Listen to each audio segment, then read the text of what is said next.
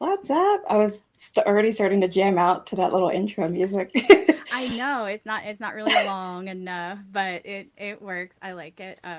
Michelle had someone else do that for us. So, Good. hello everyone. Welcome to the Women of Whiskeys with the Criminals and Cocktails series.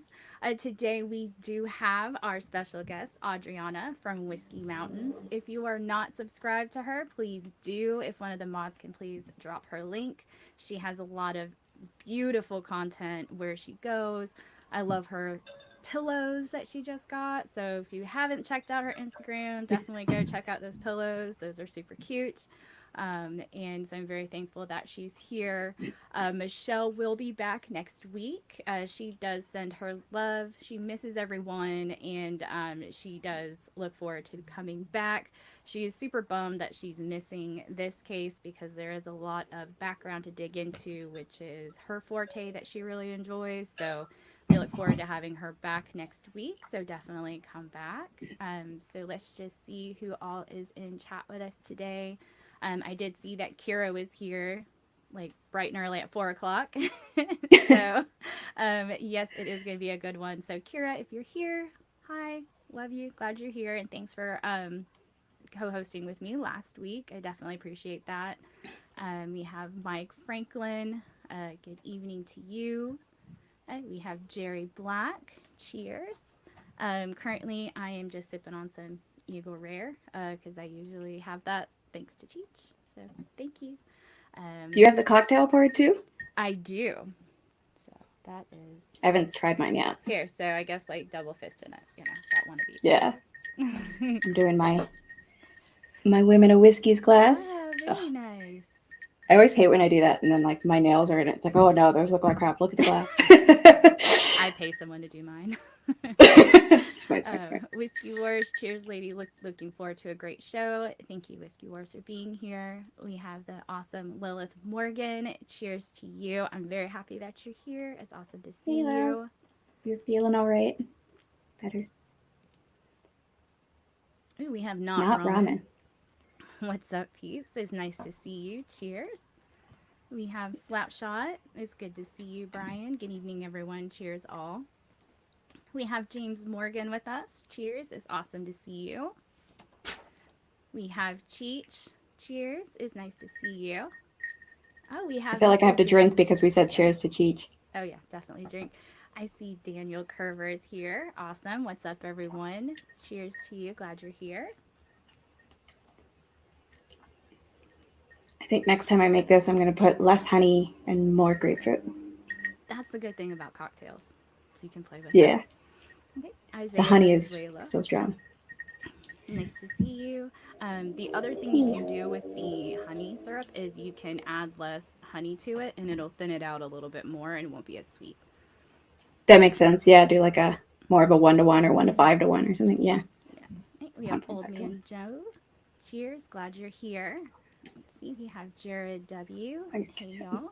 Nice to see you. We have the Whiskey Reaper. Howdy. Nice to see you. We have Dan O.B. Nice to see you. Good to see you. Whiskey Wars. Cheers, ladies at Wings and Whiskeys. Cheers.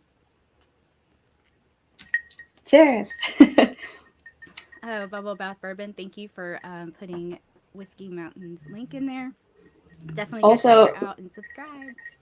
somebody should drop Bubble Bath Bourbon's link too. He's helping a girl out with some stencils, so Ah, very nice. Very cool. All right, we have he's a Mark buddy. Ebenecker. Cheers all. At Cheech, missed you yesterday. Yeah, Cheech was super busy. He has been, so hopefully he'll be on soon. But he's been definitely very busy. Juniper Lane, greetings. Nice to see you. Miss Emily Chambers. Love y'all holding it Emily, down, Renters. Awesome to see you. We have fifth quarter tailgate. Cheers, what's up, everyone. Scott? Cheers, Scott. Good to see you. Robotic. She's gonna like this episode. I don't know if it's All right, creepy, but it's Deathless good. Dogs. Awesome to see you. Mr. Whiskey Shits. Hey, Adams. Nice to see you. Glad you're Head here. on. We have Robotic. Well, wife is hooked on this, so make it extra spooky. Cheers. Cheers, Robotic. I'm awesome that your wife is hooked and that she's making you watch with us, so that's awesome. Okay. We have Bourbon Baller. Cheers. Awesome to see you. Christopher David. Good evening, everyone. Good evening, Christopher. We have I forgot my signs, but like and subscribe, y'all. yeah. We have Northwest Bourbon. Awesome to see you. Bourbon, is anyone dead Not yet? yet. Nope. Just wait. We're almost It's there. gonna take a bit. Richie Z, evening, Jen and Adriana. Evening is nice to see you, Richie Z. All right, so we have a lot of people in here. I'm very happy that you guys have all come to watch us this evening and go through this case and have a cocktail. Okay. Yeah. All right, perfect. All right, so Mike Stahl, I saw that you're in here. Hi, Mike. It's nice to see you.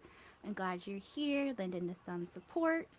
So we have ADH Oh, Whiskey here. Cheers, OMG. Hi, Matt. It's nice to see you. what's up? What's up? We got somebody new, Gary Sabatka, coming over from Mash and Drum. That's awesome. Oh, very nice. Okay, let's I'm so see. sorry, Gary, about however I just pronounced your name. Okay, we have Big Vic's Backyard. BS, awesome. Nice to see you, Big Vic. Glad you're here. We have Whiskey Nose. Cheers, ladies. Cheers. Okay, so I want to thank everyone for being here today. Also, I want to thank again Adriana for co-hosting with me and going through this case. So today, actually around 11 o'clock Eastern time this morning, I premiered the Brown Derby cocktail, which we are drinking today. It's really easy to put together. The video is really short. It takes no time at all. The ingredients and the directions are in the description below. It's very easy. It's just grapefruit juice, honey syrup, and the bourbon of your choice. I chose a Belmead Sour Mash because I thought it would go well with the grapefruit with the mix. So you can use it in any glass you want. Classically, it's in a coupe glass, so it's kind of look like this. So I had to look up what a coupe glass was because I was not familiar. So Googled that shit, and the picture came up. So I sent Cheech to go find me one. The one that I liked on one of the websites was very expensive. So World Market, $8. Cheers. Yes. I have like a whole Yeah. selection of cocktail glasses from when before I was drinking whiskey straight and I was playing around more with cocktails, but No, so nothing I'm like a simple finally rocks glass. yeah, so I'm buying like one or two of the glasses that I use because like you, we do drink whiskey mostly straight Yeah. now or neat, so we don't need a lot of glasses. I actually really liked this one. I did not know the history behind it, so that was interesting as well. So Oh yeah, about the brown derby or yes, the coupe glass. Okay. yes. Both of them. So I knew what a brown derby hat was. I was not familiar with the fact that it was a restaurant in the shape of the hat. So I was happy that I was able to find a hat and the picture of it. So it was pretty cool. And the Vendome Club on the Sunset Strip, because when you think of old Hollywood in the late 20s and 30s, it's very glamorous. Sunset Strip's where you want to be, and you can just picture all the glamour with the little coupes glass and drinking whiskey. So I like I it. Is that why you picked yeah. a really glam picture of me, like the only glam picture of me for So the funny story about that. I That's pretty actually, so of course, I totally creeped on your Facebook and Instagram because we're friends on there. I also And forgot to send you a picture. so I was like picking all these pictures. I'm like, oh, she looks cute in this one. I'm like, oh, this one's cute. And Cheech is like, I need something where I can take the background out because I don't know how all that works yet. I'm still learning that Yeah. piece. So Cheech is helping me with Same. those. So I like had to pull a bunch of pictures and then I was just like emailing him. I'm like, what about this one? What about this one? And I'm like, this one looks Sorry. good. So like it is Oh a my glamorous God. picture and I thought it looked really nice. So we went with that Thanks. one. It's just really ironic for anybody who this is their first time seeing me. If like that's your first picture of me, it's like, oh, that's not at all what I'm like on any Well, a of my lot of your videos. well, a lot of your pictures when you hike, you always have like hats and stuff and you have like Yeah. beautiful scenery behind you. So it's really hard to take all of that out. So I had to pick Yeah. like your glam picture with the little background in it. Lilith, That's fun. cyber stalking? Yes. Yes, I was definitely doing that on Adriana's page. It's with permission. It's fine. Oh, it is. Oh, Cheech says it's a great picture. So thanks, Cheech. Thanks. I was at my best friend's wedding, Carolina Whiskey Girl on Instagram. I Very pitch her all the nice. time. So Yes. actually, this is growing on me. Like the more I drink it, the more the Mm-hmm. grapefruit's coming for. And it really is so easy to make that I made it in between number calls for the mash and drum stream just now. So just like ran away, shook it all up, and ran back. Yeah, so I try to pick cocktails that aren't going to be so outside the realm that people just watching it can do it. Yeah. So it's not going to be like, oh, we need to add like this smoke to it so it effervesces out, or and it's never going to be anything like super complicated. It's always going to be simple things that everybody can do and that you can play with the recipe to make it the way you want it, because it's, drinking's supposed to be inclusive, so everyone Yeah. likes to Yeah. have a drink. So um sorry, drop something. Okay, so we're gonna get started today. So we have the Gypsy Rose Blanchard case. This case was actually chosen by the patrons. So, if you would like to get in on the choosing of the case and the cocktail for the case next month, definitely become a patron, and then 4 cases and 2 cocktails are sent out. And then you guys can pick which one that you would like for us to cover, and we will go from there. So I know this one was chosen. So we're going to get into this. And Adriana, I hope you're excited. I learned a lot. Yes. So at 24, Gypsy Blanchard and her 26-year-old boyfriend actually ended up killing her mother. When the cops showed up to arrest them, the girl that they once thought was confined to a wheelchair with leukemia and muscular dystrophy had killed the mother who doted over her and took care of her her entire life. But it became way less clear on who actual the real victim of the case was. So we're going to get started. So let's get into Dee Dee. So Dee Dee Blanchard is the mother who was murdered by her daughter. She was born in 1967 in Louisiana. She had 4 siblings. Her family does not speak very highly of her. They said growing up, actually, she was kind of vindictive. If she didn't get her way, she would steal things and take things from family members to try to push her way to get what she wanted. She did not like being told no, and she always wanted things her way. Dee Dee ended up becoming a nurse's aide. She wanted to be able to take care of people at some point, so she thought this was a good career move for her. She ended up actually taking care of her mom when she became ill. Her mom actually passed away, and the family actually believes that it is Dee Dee's fault that her mom passed away, due to not actually feeding her mother and starving her for either not doing what she asked or just to be rude and mean and to grab control. Dee Dee really liked to be able to control things and to have her own narrative.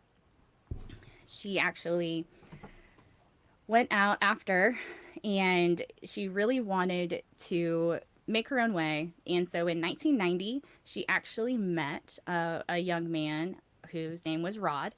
She was 24 at this time. Rod was actually 17 at this time when they dated. She did end up becoming pregnant by Rod.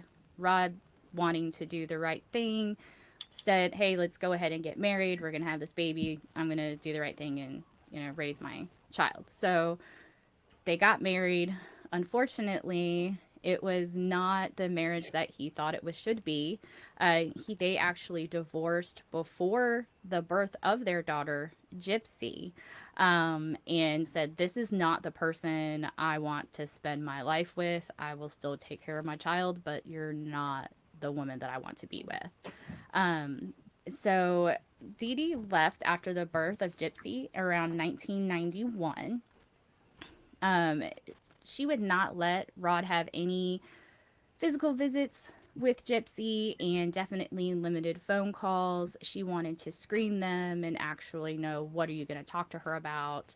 Um, you need I don't want you to speak to her about her age or where we're living. Keep it very upbeat about Disney, and things of that and how she's feeling. She didn't want Gypsy to have any outside information about what was going on other than what Dee Dee was telling her. So from a early age of about 3 months, Dee Dee stated that Gypsy was actually having sleep apnea, which is very rare for an infant. So she ended up taking to some doctors, and they're like, "There's nothing wrong with her. She's fine." And so Rod actually stated that this was one of the first times that Dee Dee was convinced that there was something wrong with their child, and the hospital didn't know what they were talking about, and she needed to find the right doctor to help her. Rod was not able to see Gypsy a lot, so he was not in on all of the medical things that were going on. He took Dee Dee's face value of Yeah, you what had was to take going her on. word Like, for it. hey, Yeah, your that was your the info he daughter's was getting. got all of these ailments. So Dee Dee would actually state Gypsy had leukemia, asthma, muscular dystrophy, brain damage, limited mental capacity, a saliva gland issue, chromosomal order, and was wheelchair bound. When Gypsy was 7 or 8 years old, she had a minor accident. She was just on the back of a bike and she scraped her knee. Everyone there that saw it said, "Hey, it's really not that big of a deal. She just scraped her knee." Dee Dee overreacted, went to the hospital with Dee Dee. When she returned with Gypsy, Gypsy was now in a wheelchair. And this would be the point where Gypsy would be wheelchair bound going forward. Yeah. And I think she was put on a CPAP machine at 3 months old because of the supposed sleep apnea. So Yes. Yeah. the So since the she was a nurse's aide, she was able to use a lot of the lingo and give them the rundown of what was wrong with her daughter by telling them everything that the disease or anything that has it, because she's familiar with the verbiage and everything they're looking for. yeah, give them all the right symptoms and everything. So and she kind of knew how to play the system. Yeah. So at that point, in around second grade, Dee Dee pulled Gypsy from school, claiming that she was too sick to attend school, and so from now on, she needed to be homeschooled so she could control all of her medicines and everything. Uh, and you might start to recognize the symptoms of Munchausen or Munchausen by proxy for this. But the homeschool really didn't, she wasn't actually teaching her anything. She wasn't actually homeschooling her. It was just so that she could have complete control. Gypsy actually taught herself how to read, I think with Harry Potter books. Yes, she taught I herself heard, how to read for Harry Potter books. yeah, yeah, which I thought was my uncle learned how to speak English with Harry Potter books. Oh, that's So awesome. I think they're cute for that. So Gypsy was 8 years old when Dee Dee said that she was suffering from leukemia and muscular dystrophy. She had biopsies done. She like had a forced biopsy done. Had like these forced invasive procedures done that are painful, and actually convinced them. Because she could basically be the one withholding food, and so she convinced them that Gypsy wasn't eating and needed a feeding tube. Yeah. And like with this, that's basically like a person with Munchausen by proxies, like, you know, golden ticket for now. She was able to give Gypsy whatever. Gypsy could even be asleep, and she could just keep her drugged up and give her all kinds of things that made her sick.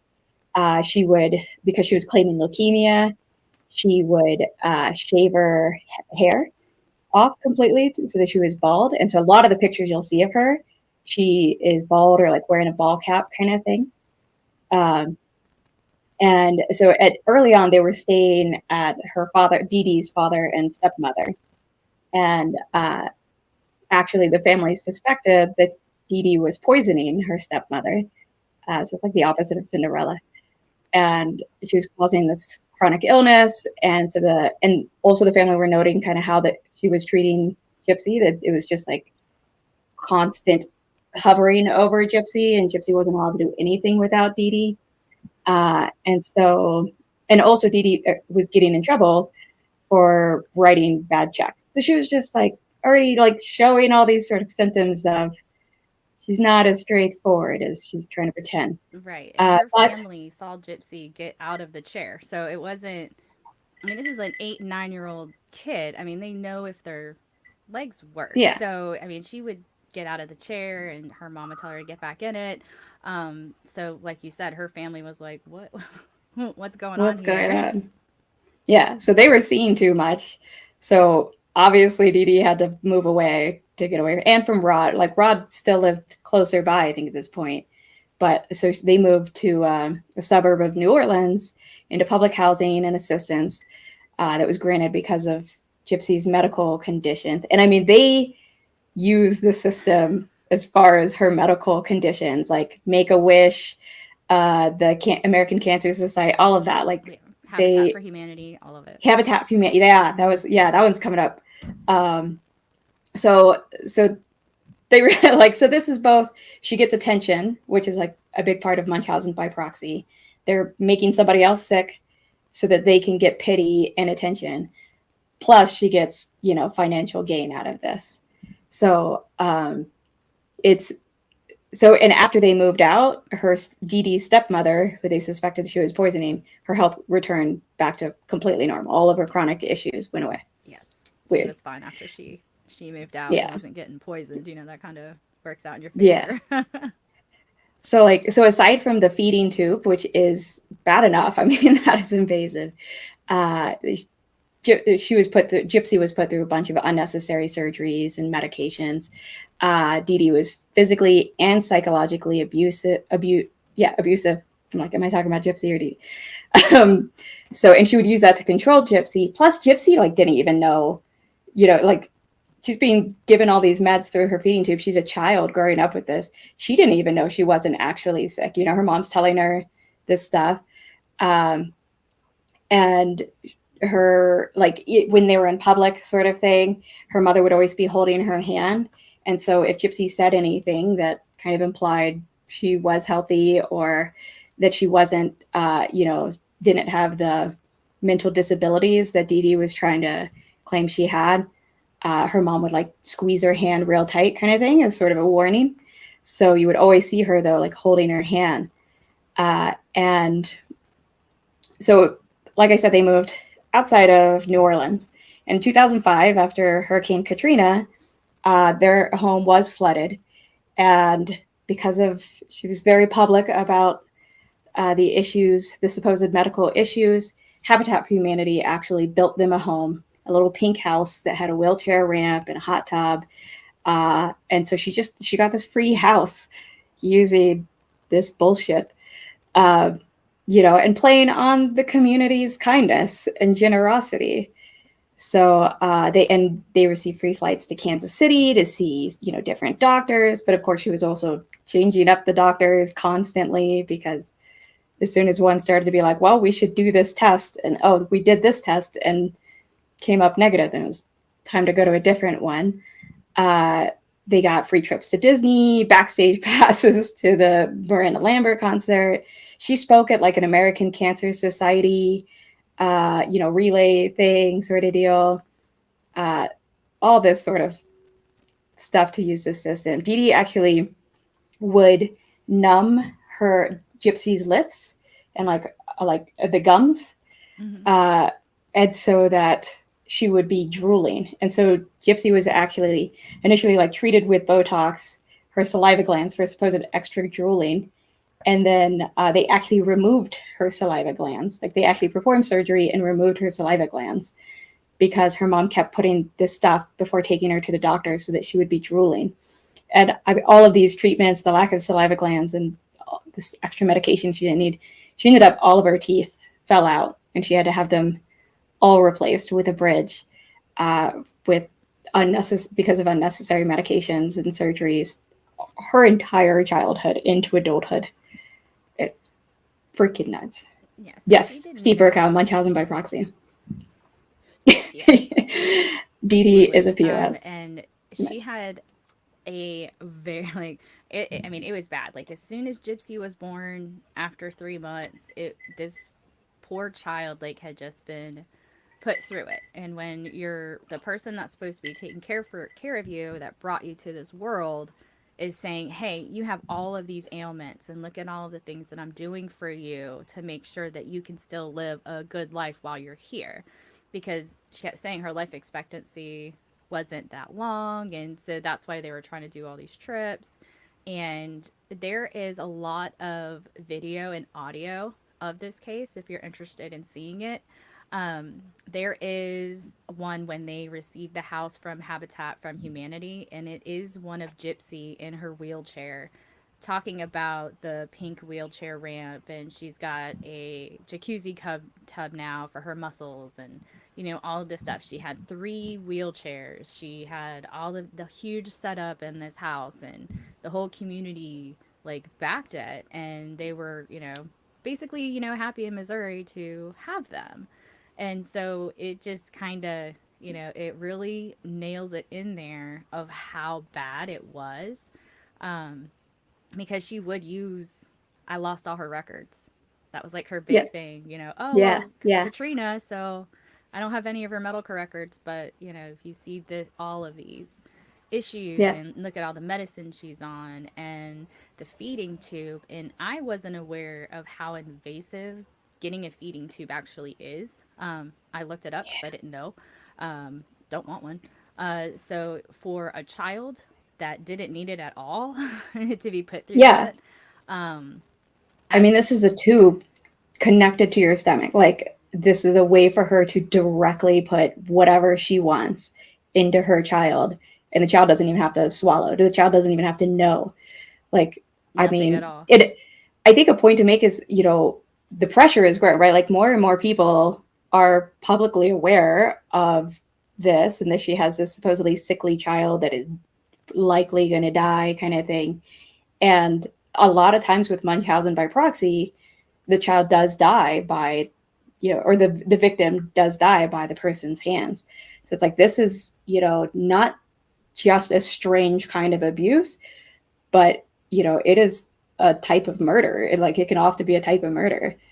So, It's pretty crazy. And I think as a mom, like I can't ever think that I would do something purposefully to hurt my child in any type of way. So for someone to go to the extremes that she did, just I can't even yeah, understand or like, it's grasp hard that. for, most good parents to watch their kid go through like chemo or some kind of medication that causes harm to their child, even knowing that it's to save their life. But so the opposite of just doing it just to get pity and everything is just, I mean, it's mind blowing what a, like, I guess it's a sociopath that just has, gives no shits about her own daughter's feelings, physically and emotionally. Like, oh, it's insane. Yeah, because it's always the attention. Because the attention doesn't matter if it's good or bad, right? So the Yeah, attention's like, oh, you're doing great. You're doing all this stuff to help your daughter. But then it's like, oh, I'm so sorry because your daughter, so she's getting the yeah, attention on either side of it. And that's what keeps feeding her. They got a free like air flight from Louisiana to Missouri because they said yep, that the road trip would be too much for Gypsy. So, and all of this is done on either charity or taxpayer dollars. So this is something that's paid for either by the states or another organization that gets charitable donations. So all of this money and all of these resources that are being put out is for someone that truly doesn't even need it. So there's so much that goes with Munchausen by proxy that it's very hard to spot because they move around so much to different doctors. So so in around 2009, so a long time has gone by. Is the yeah. Gypsy first was born in time, 1990 in yeah, 1991. 90, 1991. No matter what bullshit birth record Dee Dee comes up with later, she was born in 1991. It's now 2009, and this child's still going through this shit. yes, and it's the first time my doctor really gave the diagnosis about Dee Dee. He had ordered his own test to be run on Gypsy because she came into his office. Oh, all our records are lost. This is what she has. The doctor was really starting to doubt everything Dee Dee said just because of Gypsy's own condition. With muscular dystrophy, and when you're confined to a wheelchair, your leg muscles have no shape or anything. They couldn't hold up your own weight because they're not being used. So those muscles don't grow to hold your weight. So but when he was looking at her muscle tone and things, he was like, there's no reason why your child shouldn't be walking. Like, flat out told her there's no reason for this to happen. And so he told her this, and I don't know why she's in a wheelchair. Unfortunately, this doctor did not report Dee Dee to any of the social services or to police or anyone that could try to intervene or even start a type of investigation into anything during this. Um, During this time, authorities did get another call because of the different names and dates that Dee Dee was using. So, as Adriana said, she was born in 1991. Dee Dee had all different types of birth certificates because she always wanted to keep Gypsy below the age of 18. Because as long as she was below the age of 18, her money train would not stop. So she would change her birth certificate. So she had a birth certificate that said 95.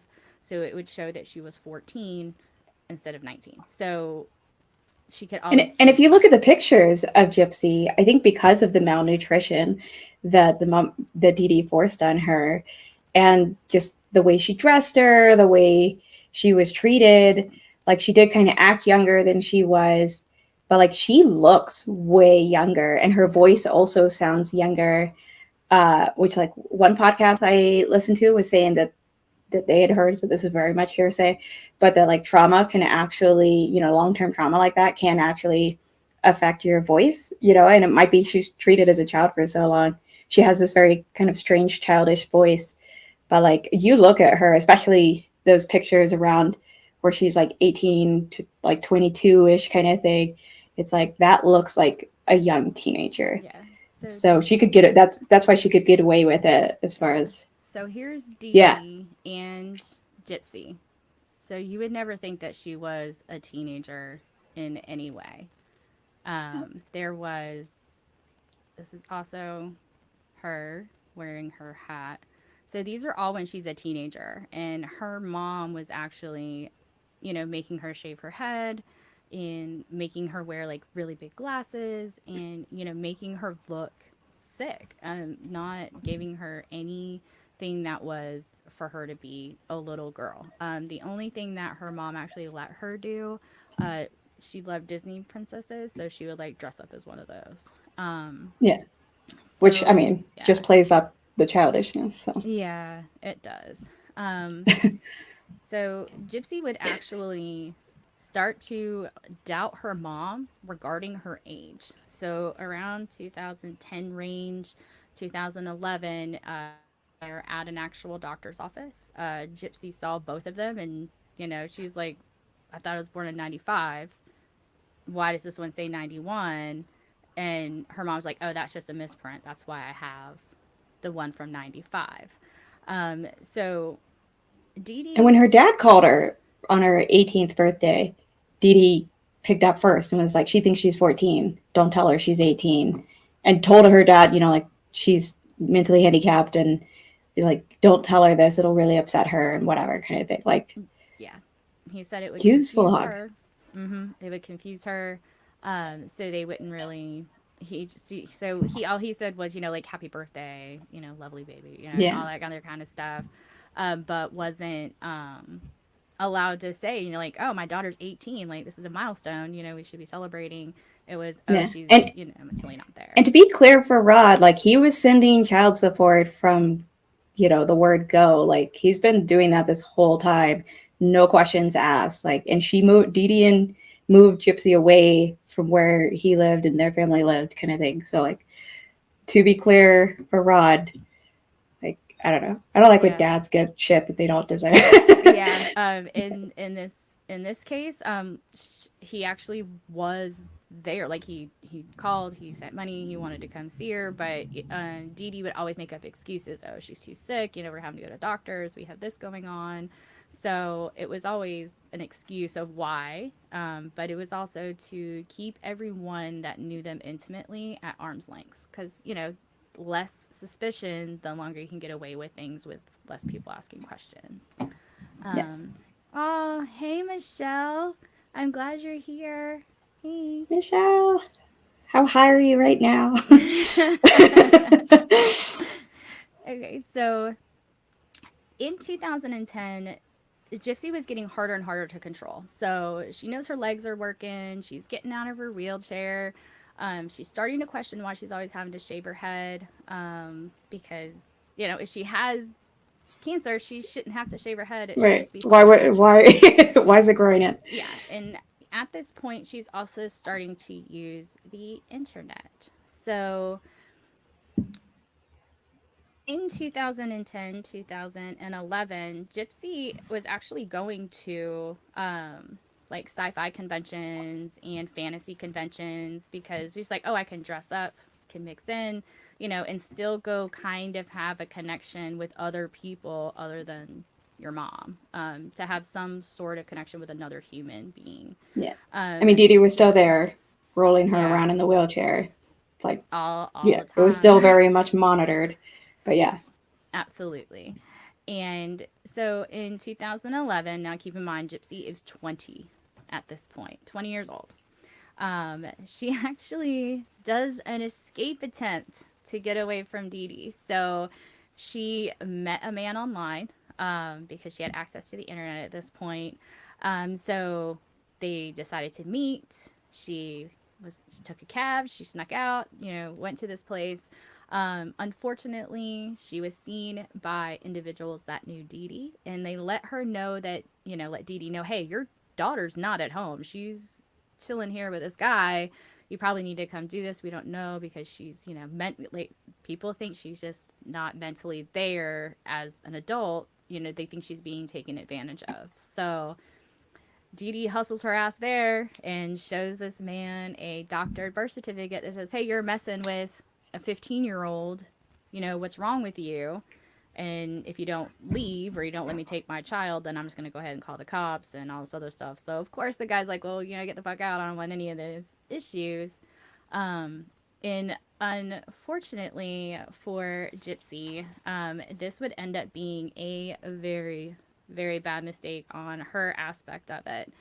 So when she would get home, Dee Dee would go ahead and smash her computer so that she could no longer use it, since that was her link to the outside world.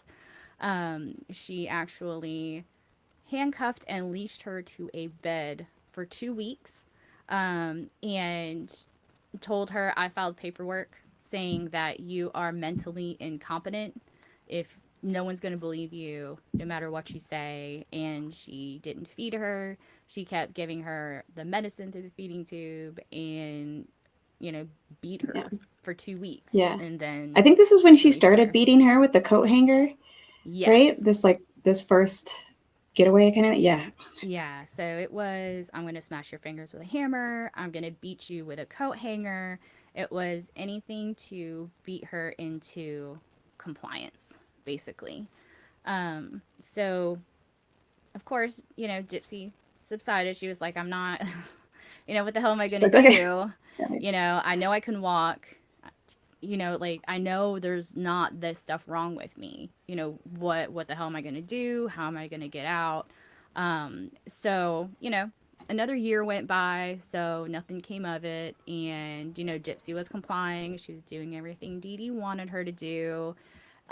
So in 2012, she was allowed to start using the internet again.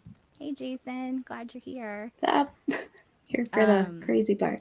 yeah, so Gypsy has access to the internet again. So she's like, hell yeah, I need to figure out what I'm going to do. So she decides, I'm going to get on a Christian dating site.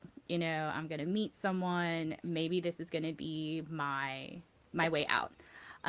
So in in 2012, Gypsy meets a young man named Nicholas Godejohn.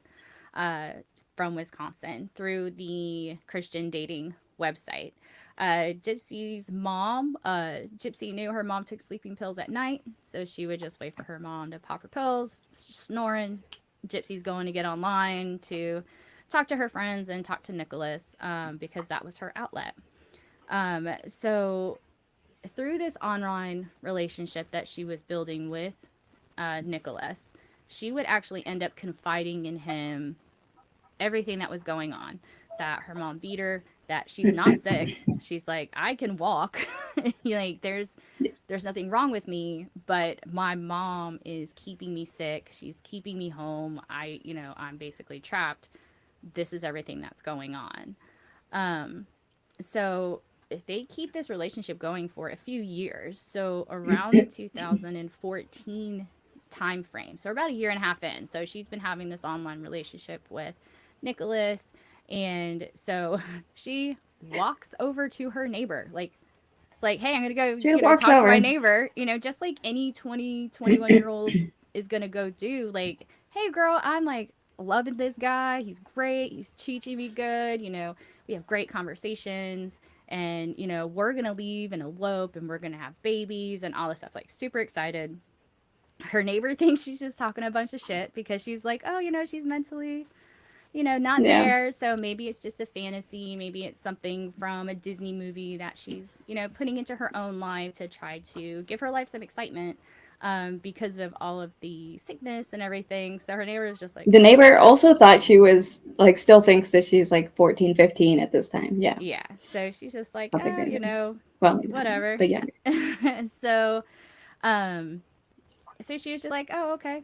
But the fact that she walked to her neighbor Today. it's like, hey, I'm going to leave my 3 wheelchairs and I'm going to go, have some girl talk with the neighbor about my boyfriend, So that happened. Nothing cures muscular dystrophy like love, Like love, it and really, it gossip. really helps. It builds those muscles. I'm going to walk. I'm going to tell people the world all about Yeah. this great love of Nicholas, go to John, that I have.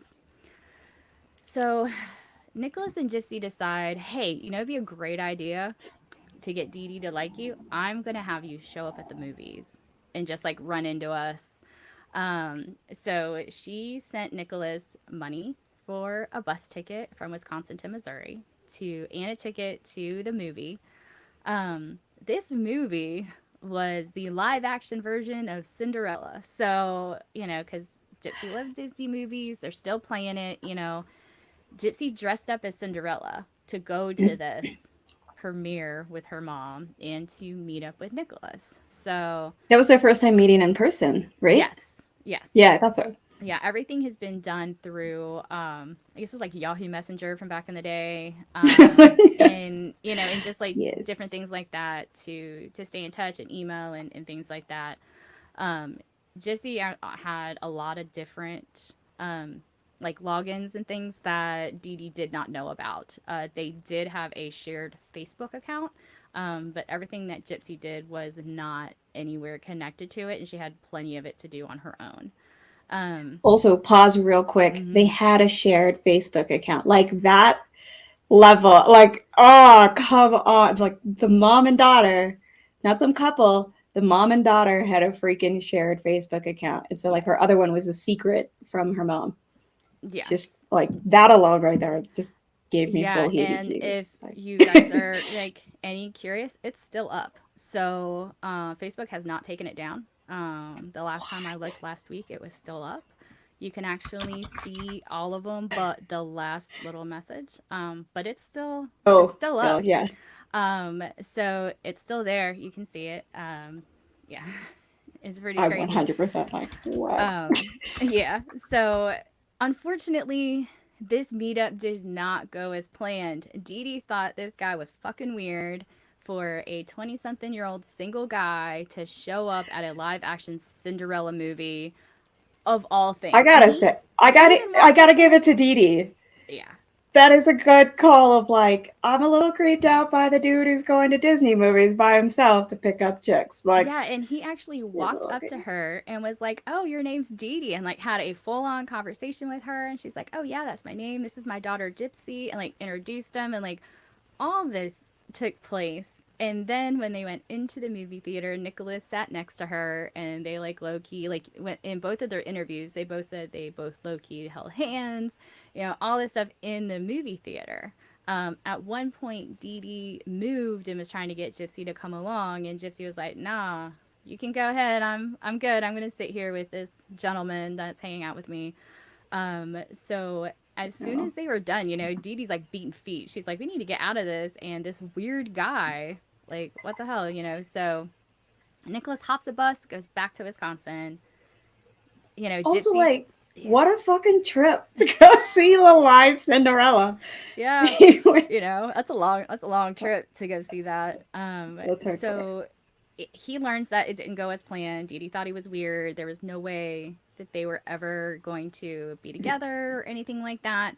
And so, because of this ill fated meet, this would start the conversation of murdering Dee Dee to get her out of the way. Yeah, I mean, I think at this point, like, also to keep in mind that she's like been raised this way, like she isn't a normal 24, 25 year old Mhm. anything, like, and she does really still love Disney. She doesn't have like a real grasp of reality, so I think she kind of this idea of like just being rescued and not like a real idea of what that truly meant, but not to like full on defend, but just like so that everybody's remembering all the weird things going on at once. So, but yeah, at this point, they were like just trying to think of scenarios like how can they get Gypsy out of this and get, change her situation, free her up. They thought of if Gypsy got pregnant, then, maybe her mom would have to accept it as, like he'd be the father of the baby. I don't know why I quoted that. Like, if she was pregnant, he really would be the father of the baby. Yeah, dad. Yeah, everything else has been fake. So I just like, it's all fake, right? But, Nicholas offered to, I'm glad we're just sticking with calling him Nicholas and not Nick, because that would just be really creepy for me. Yeah, no. So he offered to just like come grab her and run away and just like fucking poof. And Gypsy just said, running away would not be an option from, she's still traumatized from the last time she tried that. She knows she's been filed as mentally incompetent. People would be searching as if she was a truly, kidnapped person. And so she, that just was not really a reasonable route. So, and I mean, at this point, she really doesn't think that like going to the cops and telling them the whole situation is actually like an option or something that would help. Dee Dee's got so much control and so much supposed proof. Like, she doesn't think that's really a route for her. So finally, Gypsy's like, the only way for them to get away and for them to be together is to kill her mom, for her mom to die. So they start thinking of like ways to murder her, to poison her. But they didn't really know like how to go about, make sure that she would eat her, fucking Dee Dee doesn't have a feeding tube that you can just force whatever the fuck down. So Exactly. that route doesn't seem reasonable. Maybe a gun, but then they're worried the neighbors will overhear it. So finally, they decided on stabbing her. And the thing too is like not to like full on defend Gypsy and Nicholas, because like Nicholas was also like introducing like ideas of like bondage and stuff, and like getting into like real stuff. And granted, like she's a 24-year-old woman, like she has every right to explore whatever, but she claims that that's, she'd already felt like a slave her whole life. So like there, like Nicholas does seem to kind of have some weird like shit. He claims to have like different personalities and stuff. I think he does have Asperger's though, so he is on like the autism spectrum. And I don't know enough about Asperger's to know like uh, how far that really means or anything.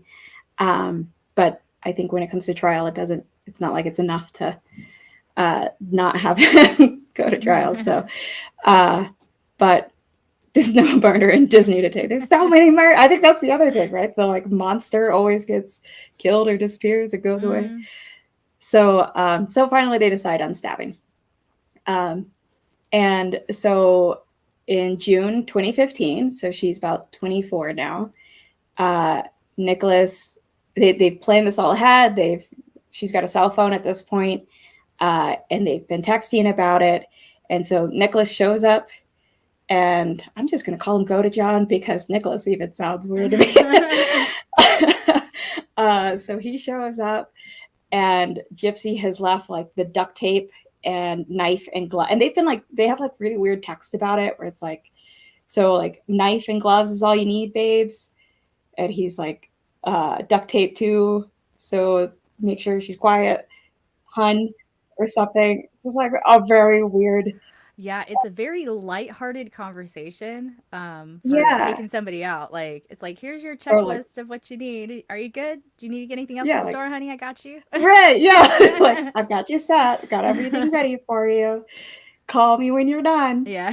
So, which is kind of the way it sort of works, not calling but knocking. So the idea was, and what happened was, Gypsy didn't want to see it or hear it, so she goes into the bathroom and just goes in there and covers her ears so she doesn't have to hear it. And the deed is done, Nicholas is going to come and knock on the door. And so Nicholas goes in. Dee Dee was asleep. She wakes up as he's coming up, and he says something super creepy. She's like, "Who are you?" And he says something super creepy, like, "I'm your worst nightmare" or Yeah. something. Yeah. And like, so I'm not totally sure. Go to It was John, around that. like, Yeah.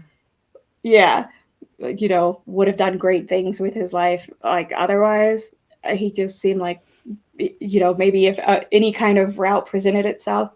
But so, and he ended up stabbing her to death 17 times.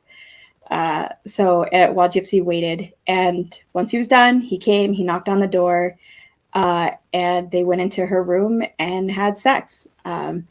According to Gypsy, later on in interviews, she says that she didn't really want to at this point, that she was still kind of processing whatever.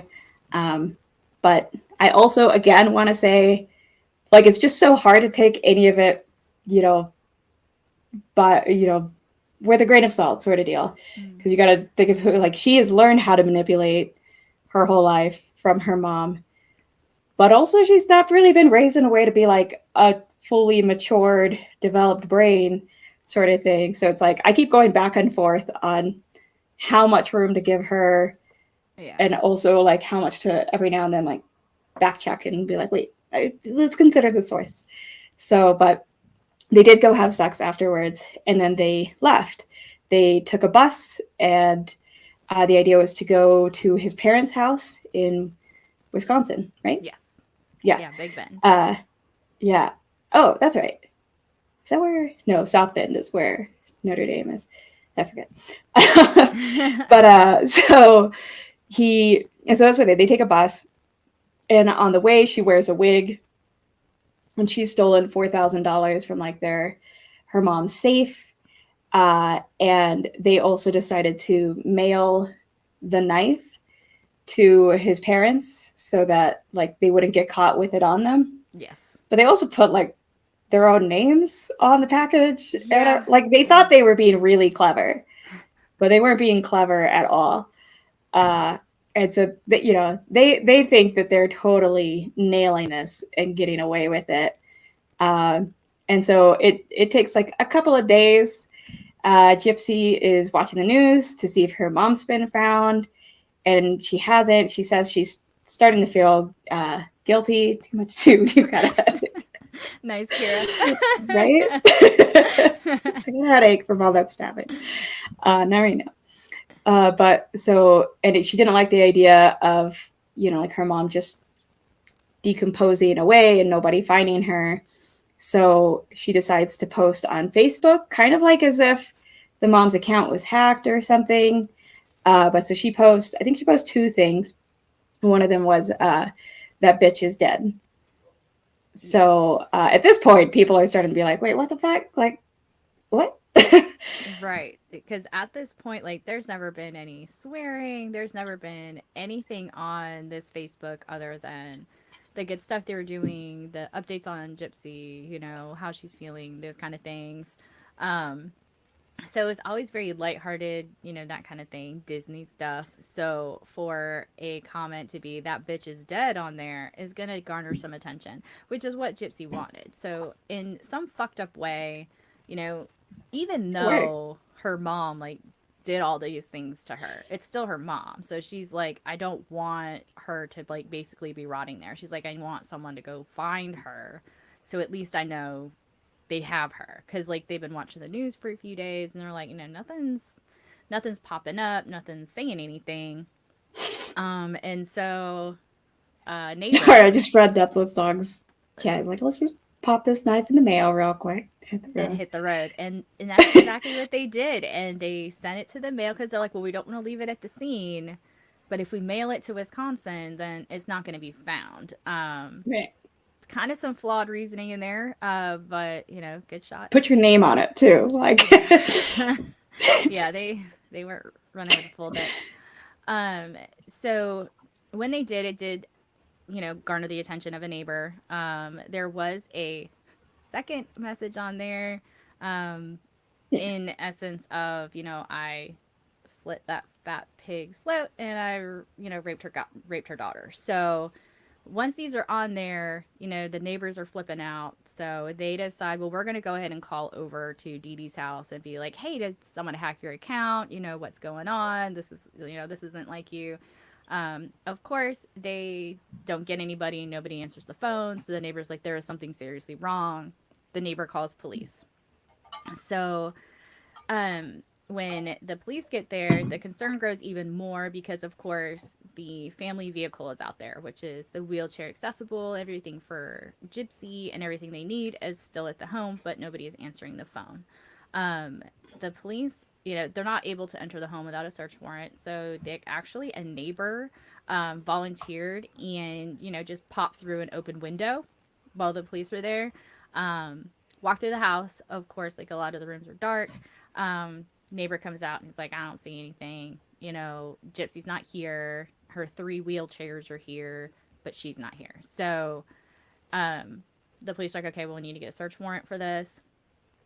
Once they were able to obtain a search warrant for the property, of course, they were able to find Dee Dee's body, which was in her bedroom.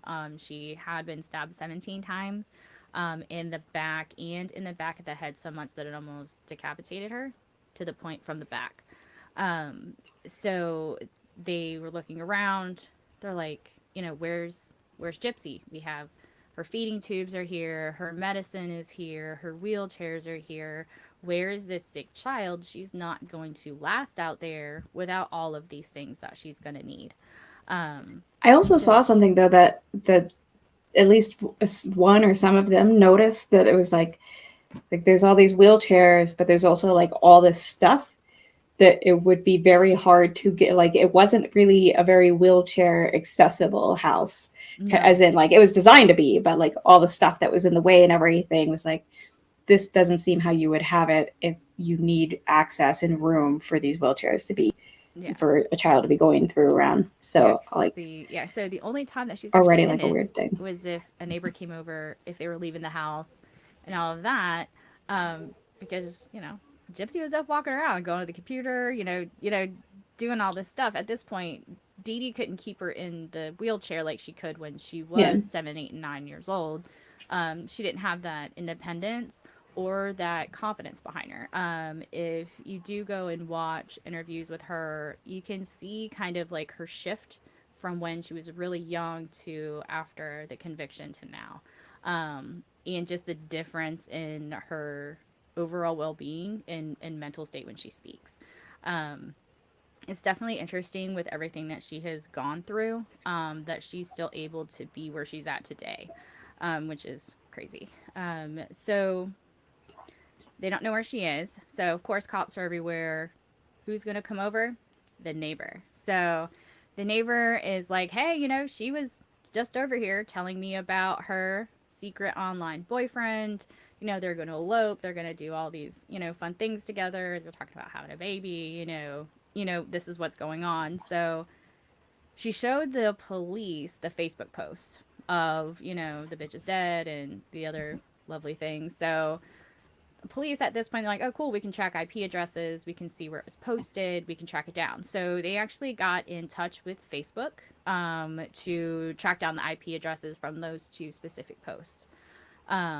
So they were able to get those IP addresses, and of course, they were located at the Nicholas Godejohn residence in Wisconsin.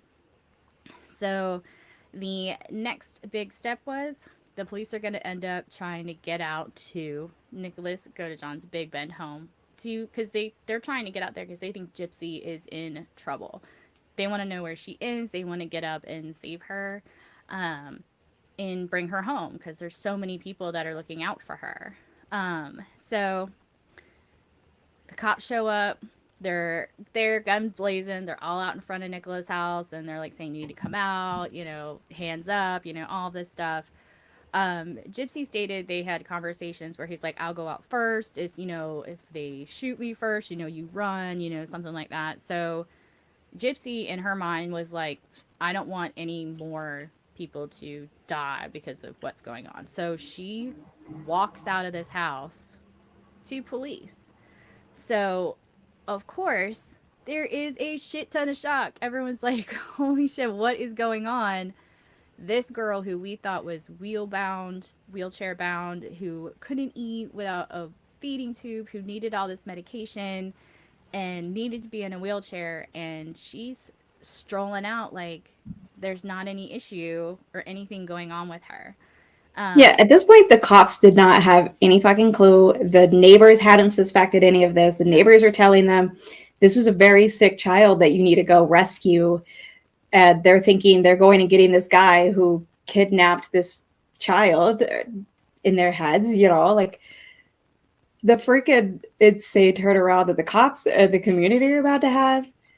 Yeah, so the police chief actually came out at a press conference and stated not everything is as it appears or as it seems, because they were caught off guard. Everybody was caught off guard. This is a secret that's been held since 1991 when Gypsy was born. So this girl is 24 years old at this point and has been told since she was born that she's sick, that there's something wrong with her. She needs all these issues. She's being abused by her mom. Like, all of these things had come to fruition, and her only way out was to take her mom out, as she said. So at first, the community gets their, oh, she's fine. They found her.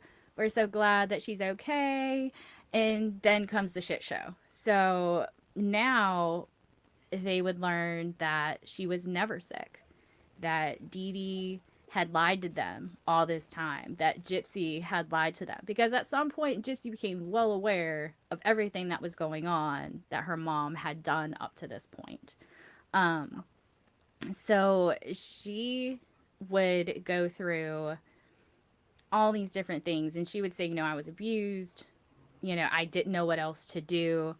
And then the community was talking about all of the donations, all of the times the community came together to help them with the wheelchair accessible house, with the wheelchair accessible vehicle, with the medicines, with all of these things where the community is like rallying around them. You're getting, Habitat for Humanity, you're getting a free house, you're going to Disney every few years, you're going to concerts, you're getting airlifted to all these places, and you're getting all of these things on the back of the fact that your child is dying, so to speak. Yeah. So, and at the cost of another family who legitimately had a child, yeah, these aren't sicknesses that don't exist. These happen every day to children that actually need help, and they used all of those resources because Dee Dee needed that recognition. She needed that attention at all times. So Nicholas and Gypsy were first taken into custody. They were both charged with first-degree murder and held on $1 million bond. So actually, in the state of Missouri, a first-degree murder charge comes automatically with the death penalty attached. So The district attorney came out and stated that he was not going to seek the death penalty for Gypsy or with Nicholas in regards to this extraordinary and very unusual case of the circumstances that surrounded it. Um, Gypsy's interview. So, this is where I kind of started to get a little weird about it. So, if you go out there and listen to it or watch it because it's available, she is very soft spoken. She does sound like she's about 10 or 11. She's there like, I don't know why I'm here. Like, what's going on? Asking all these questions and acting naive.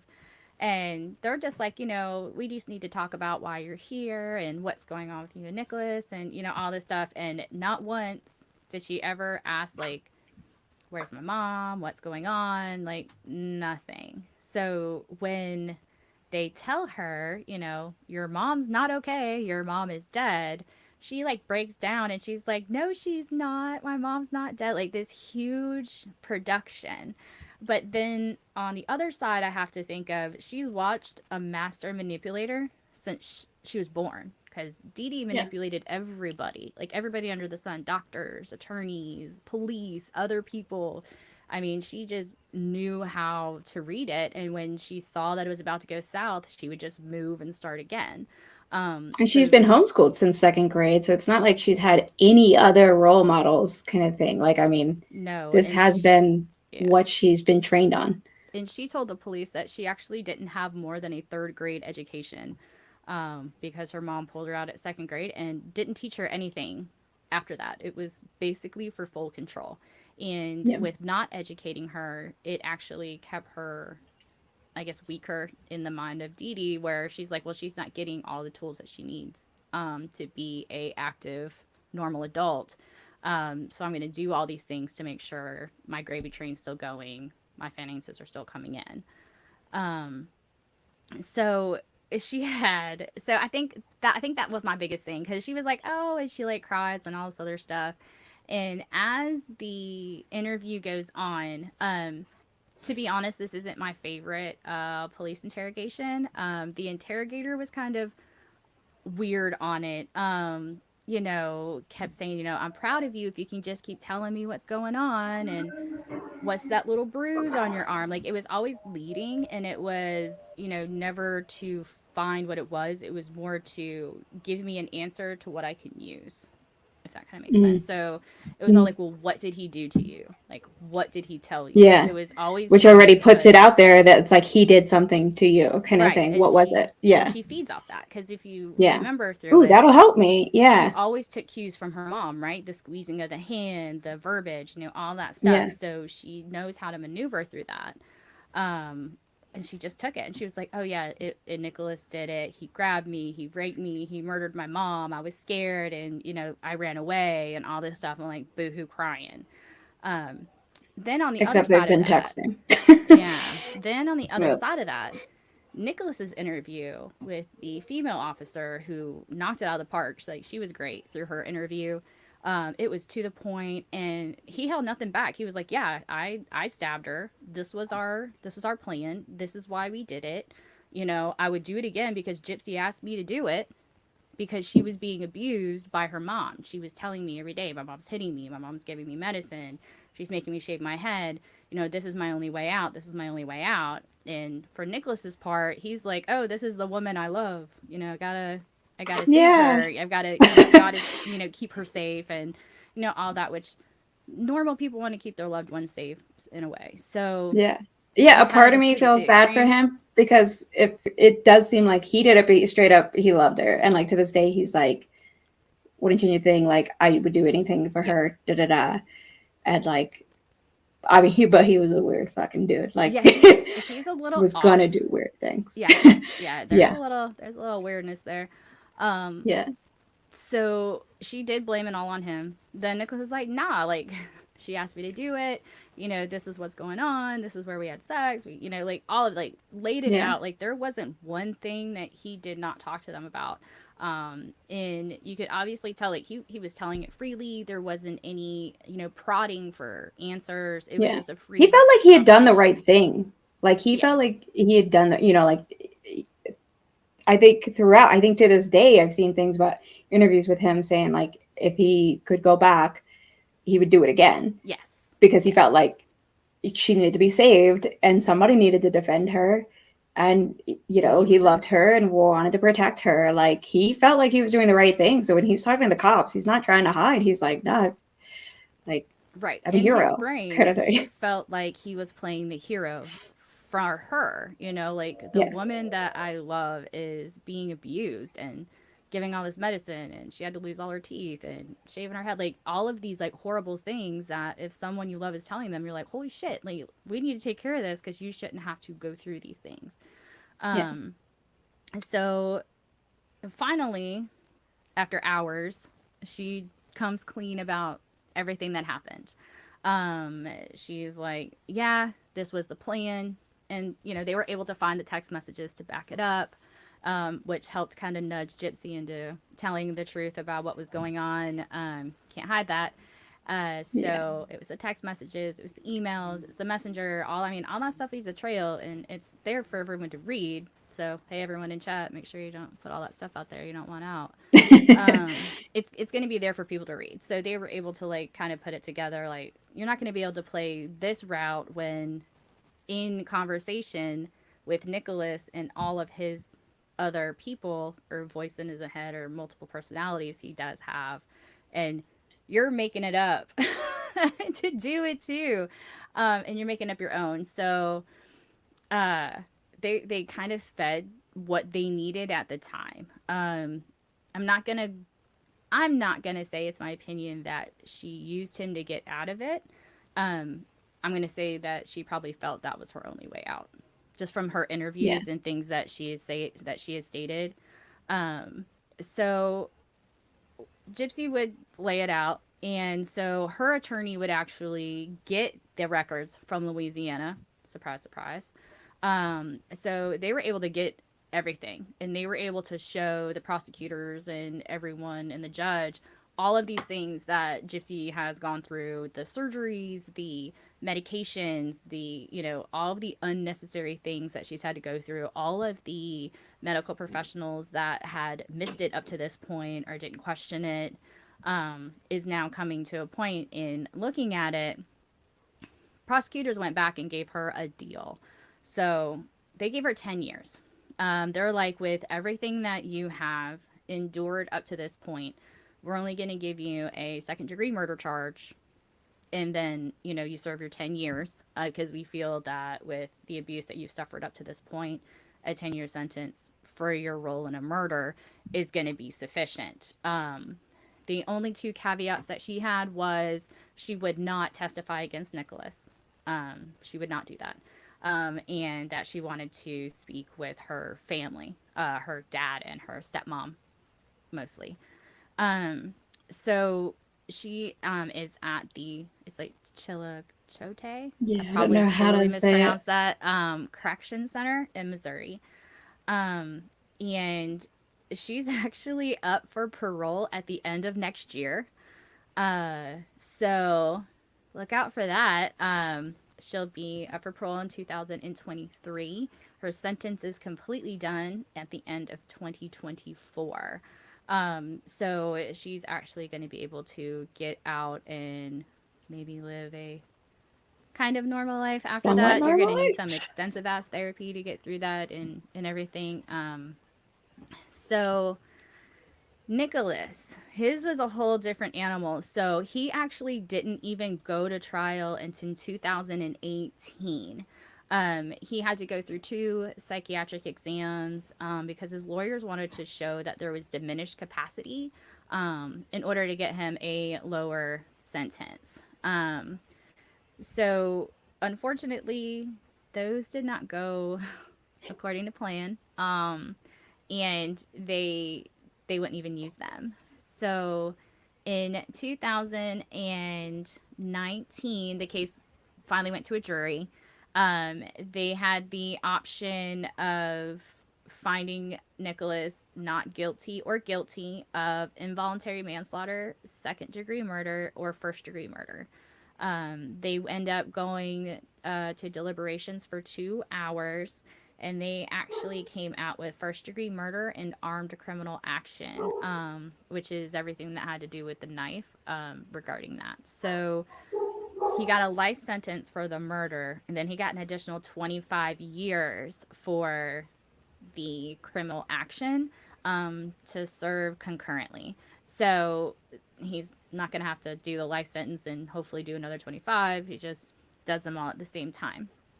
Gypsy would actually testify on his behalf at his trial, and she told the jury and everyone there that she asked Nicholas to kill her mother, to end the abuse and the suffering that she was going through. She stated on the stand that she felt that was the only way that she was going to be able to have a normal life, to be able to get married and to have a family of her own, and she felt that that was the only way that this was going to happen for her. Nicholas's lawyer is trying to argue, to get another trial, stating that the psychologist for the prosecution should not have been able to testify if the psychologist for the defense was not able to testify, showing diminished capacity. Unfortunately, the judge denied the motion. So he is going to be sitting in prison, for the rest of his days. Yeah. Wait, like, that's such a hard one. Um, like, so sorry, Bubbles was saying that 2 hours is that not that long, and I totally agree. I'm kind of surprised that it only took them 2 hours when it seems like a pretty hard to judge case. But also, if they weren't allowed to see any sort of evidence that he was on the autism spectrum, then I guess it makes a little more sense. Yeah, Uh, they didn't put anything in regarding his diminished capacity, because yeah, they weren't allowed to. So the jury is looking at it as, here is a mentally sufficient man yeah, who made yeah, the decision to go and do that. And yeah. And even I think after there's been other unfortunately, cases. mm, Yeah, I think there's been other cases too where it's like if the abuse victim basically had killed the person themselves, they would have been able to sort of get away with self-defense or whatever. But when there's been cases where somebody else killed them, like killed the abuser on their behalf, like that person's gonna get sort of the full the full brunt gamut. of the law. Yeah, because Yeah, they weren't the victim of yeah, the abuse. but They see it as like yeah, vigilante justice almost. yeah. It So feels like they it should treat be it as more, that. at least just second degree or something like that, as opposed to. But Yeah, I was surprised oh, they gave him first degree. yeah, So I was surprised by that.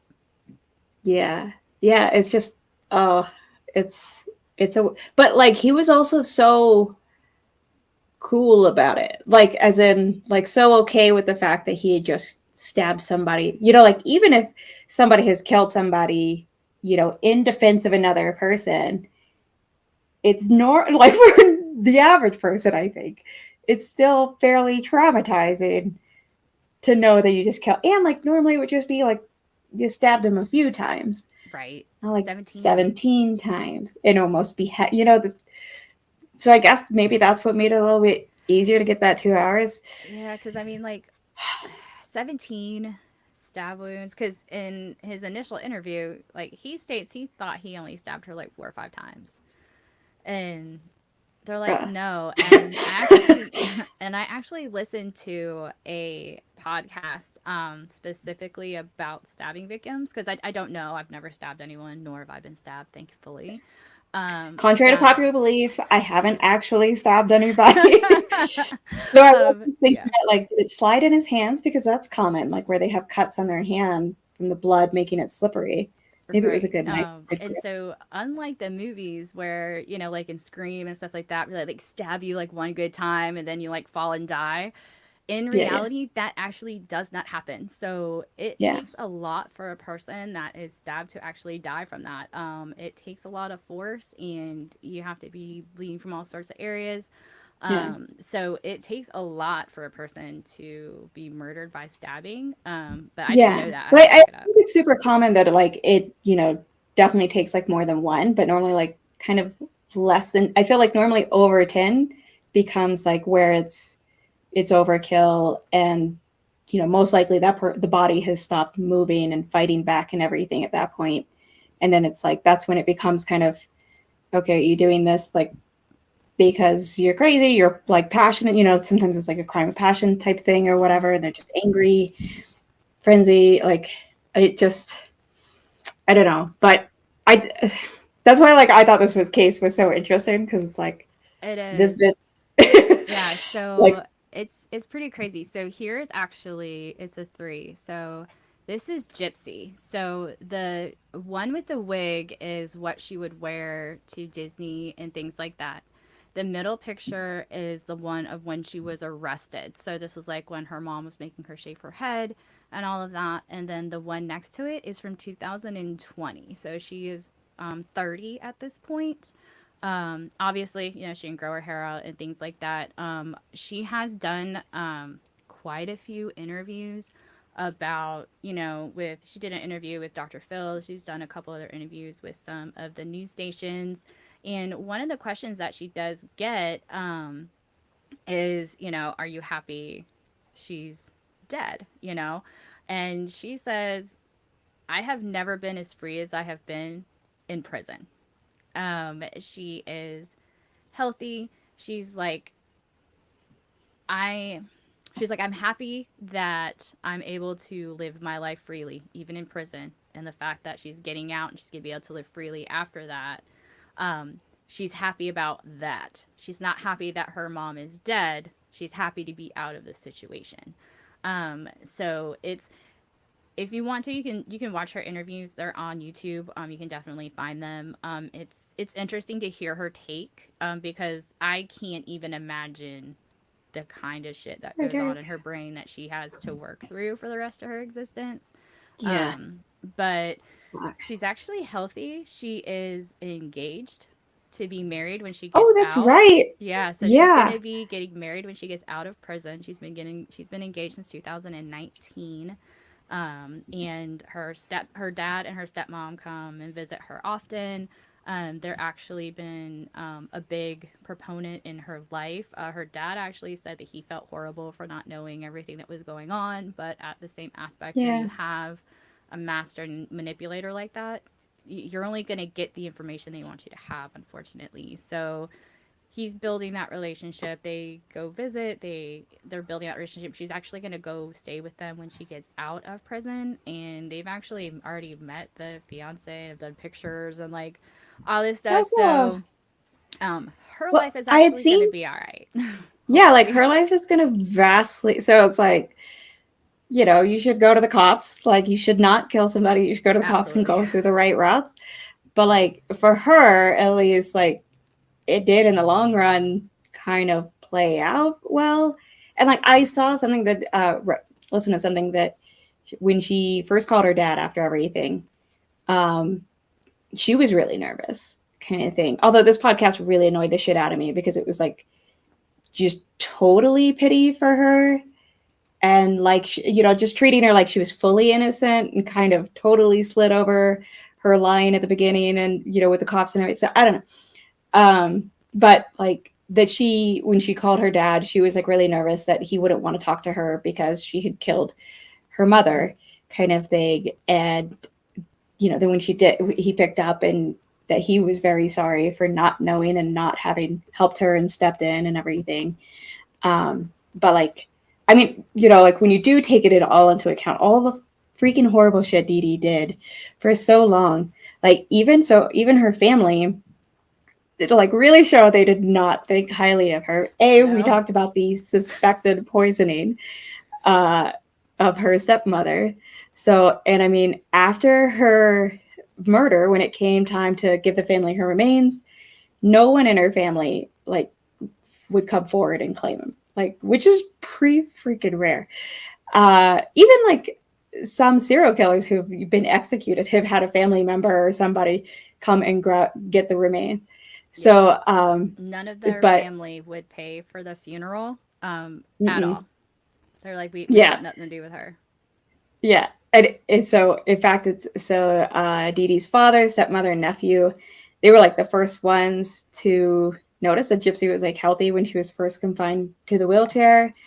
And later some of them have been quoted as saying that she deserved what she got, and that Gypsy had been punished as much as, like, for them, and they were the victim's family, and they felt like Dee Dee had already been punished for 24 years. So like she didn't, they felt like she didn't need any more punishment. And none of them would pay for the family. And like, I don't know if it's 100% true, but I have seen this, that the father and stepmother ultimately flushed her ashes down the toilet, like Dee Dee's ashes Yeah. down the toilet. So like, like, so she was obviously not well admired within her family. But I also like what they say about, like, she'd already been punished this whole time. Did she really need to go to prison or anything? And this, my favorite podcast is Red Handed, and they're just two really smart British women who really try to like weigh different points of view and everything. And one of them makes the point of like, if Gypsy Rose had been kidnapped as a baby and then gone through all of this, and then, you know, met somebody who would help her and kill her, kidnapper, most likely she probably wouldn't have gotten to prison. She would have been a victim getting out of this situation. I don't know if you know the case of Colleen Stan. Not super fresh on it, but like, if she had killed like her captor and everything, Colleen Stan was like kidnapped and horribly abused for like over 10 years, I think. Yeah.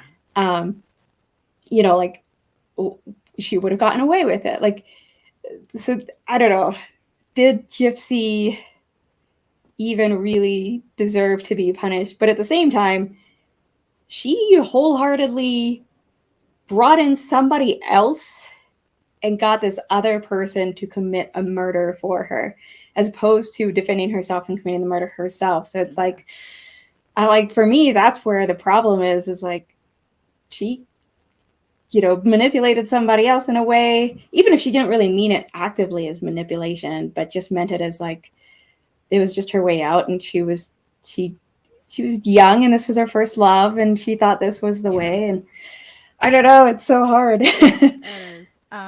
So Scott, is there any talk about a pardon or commutation of her sentence? No. So she gets out soon. The only thing that's really going on now is actually for Nicholas. So at the end of 2021, they actually started a petition on change.org to set aside his criminal case.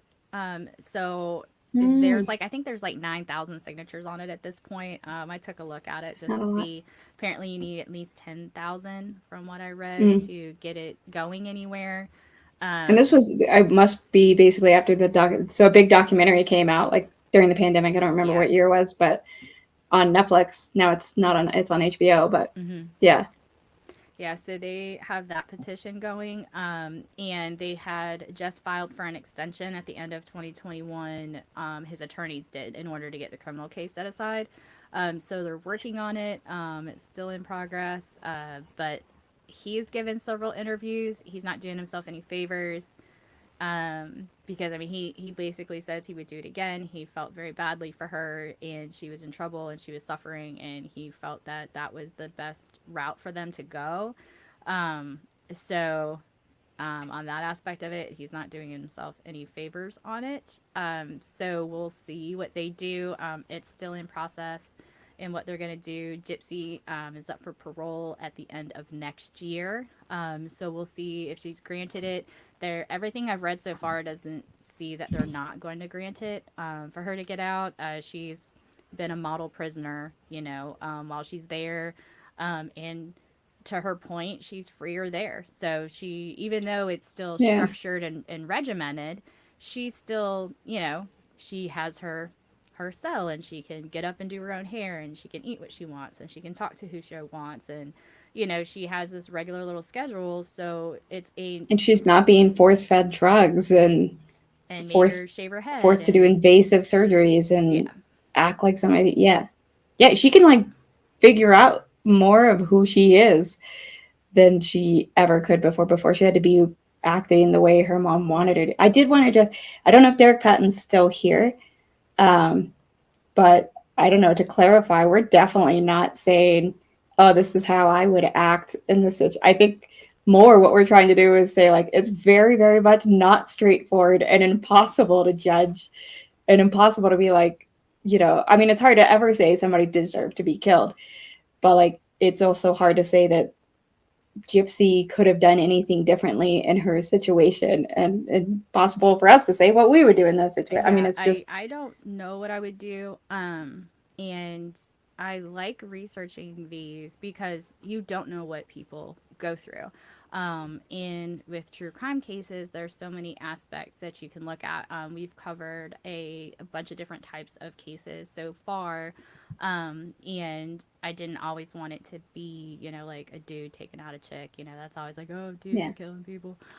yeah. So I actually thought about that. I was like, everybody would be happy for once yeah, it's not a dude so killing people. I mean, last there's week's there's wasn't a dude tons killing people either. yeah, there's tons of different Yeah, cases and there's tons of different perspectives. And I think with this one, because you can see it from all different angles, you see it like an abused child, you can see it from a Dee Dee who was legitimately sick with Munchausen syndrome by proxy. true, true. And, even Gypsy has stated in interviews that now that they kind of say that's what her mom said, they can't say that's what she has now because they can't say what she has when she's dead because they can't speak to her.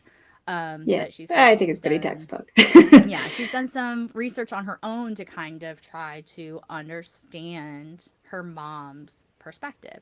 Because even though she was abused horribly, still her mom. So, in some aspects, I kind of see it as her trying to find some sort of reason why things were Yeah, happening. I think that's like for me, I always want to know the why behind things, like why you do it, same. why do you feel that way, why is it going this way.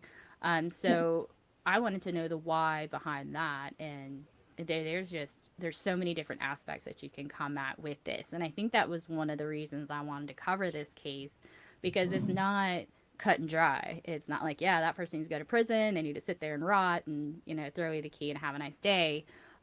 There's a lot of different moving parts that happened with this case, and it's still not done. Nicholas is still going to be going to trial again soon if they can get the criminal case thrown out and start that aspect over. And then Gypsy's going to be out in like a year or two. So, yeah, and hopefully she'll get out and have some normalcy in her life and enjoy what she has yeah. left to go by. In a way, So, to your point of like the whys, like this one's kind of interesting because it's Gypsy's why is clear. Like that one's like the clearest of the whys. Dee Dee's why is not. And also, like, go to John. Like, it would actually be interesting to get a little more of like his background, more clarity on Asperger's and everything, like, more about his story. And I don't know, how guilty should we really be thinking of him? Is yeah, he there yeah, decent he said he explanation? was Like, I mean, he just said like his upbringing was very lonely. He didn't have a lot of friends. He didn't really interact that much. His parents' relationships kind of like, flimsy. So he never had like that one friend or that one person that he could mm, go to or have someone to, have a yeah, conversation with or yeah, anything or and to have an attention of a female regardless of where she yeah, is or what she's going through, you're getting that attention. And as a man that hasn't had that attention, you're like, hell yeah, there's this yeah, woman and she wants to talk to me and we're talking for hours a day and we've been talking for 2 years and she's calling me her boyfriend. And so yeah, there's a lot of stuff that can feed on that mentally, I believe. yeah, But his parents tried to come out and say and blame it all on Gypsy, saying she was a master manipulator and he would have never yeah. done this and that's not his nature. But I think as Which a you would parent, do you're as always going to do parents, that. I guess. Like, yeah, you're gonna not want the blame to be on him. Yeah, But but I think yeah, I ultimately, mean, as a he's parent, the one who then stabbed her 17 yeah, times so, yeah, at the you're gonna same have to time. kind of hold a little bit of that. Yeah. But that was the case, and I Yep. thank everyone who is here. I want to thank Adriana for sitting through this That's with fun. me and sipping a cocktail. I definitely appreciate it. It's good. Everyone here, if you are not aware, it is Cheech Ardolino's birthday today, March 24th.